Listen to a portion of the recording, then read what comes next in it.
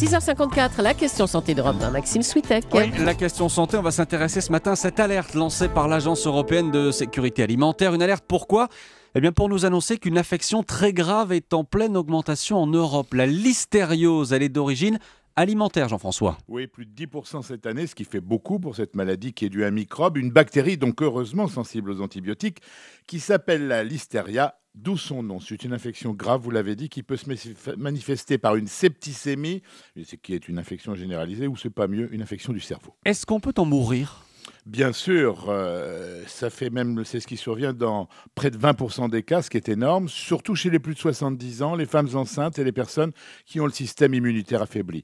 Heureusement, c'est rare, mais cette maladie a tué 200 personnes en 2012 en Europe qui n'ont pas pu profiter à temps d'un traitement antibiotique efficace. Alors là, on est un peu en train de faire peur à tout le monde, docteur, mais comment ça s'attrape la listériose ? En mangeant des aliments contaminés, principalement des produits prêts à consommer à base de poisson ou de viande, par exemple du poisson fumé ou du jambon en tranches, et surtout mal conservé, en particulier dans un réfrigérateur qui peut vite devenir, et pas que pour la listériose d'ailleurs, le réservoir maladie de toute la famille. Après les mains, vous savez, le réfrigérateur est la deuxième cible des spécialistes de l'hygiène. Vous êtes donc en train de nous confirmer que nos frigos sont des nids à bactéries, mais c'est dû à quoi ? Une température trop élevée ? La température est moins le problème en général que la promiscuité des aliments et leur contamination, surtout dans les modèles récents.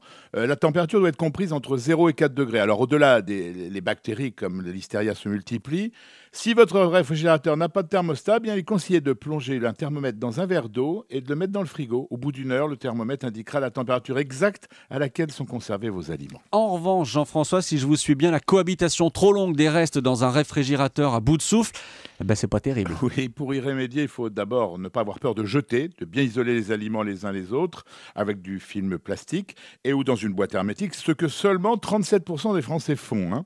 Et puis surtout, pour le nettoyer, videz complètement votre frigo rapidement pour ne pas rompre la chaîne du froid.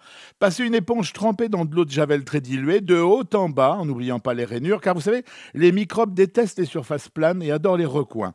Il faut bien rincer, car la javel attaque la surface du réfrigérateur. Sinon, on peut aussi simplement frotter avec un peu d'eau et de savon, avec une éponge neuve. Neuve, pourquoi ? Parce qu'à moins de la désinfecter avant, la vieille éponge qui traîne depuis un certain temps dans l'évier, c'est quand même le meilleur moyen de retapisser de microbes l'intérieur de son frigo. L'idéal est de le faire tous les 15 jours, au moins tous les mois. Mieux vaut en effet un nettoyage fréquent qu'un briquage méticuleux trop épisodique. On est d'accord. La question santé, merci beaucoup Jean-François Lemoine. Jean-François, on vous retrouve dimanche à 13h dans Pourquoi Docteur et vous serez en direct du Salon de l'Agriculture.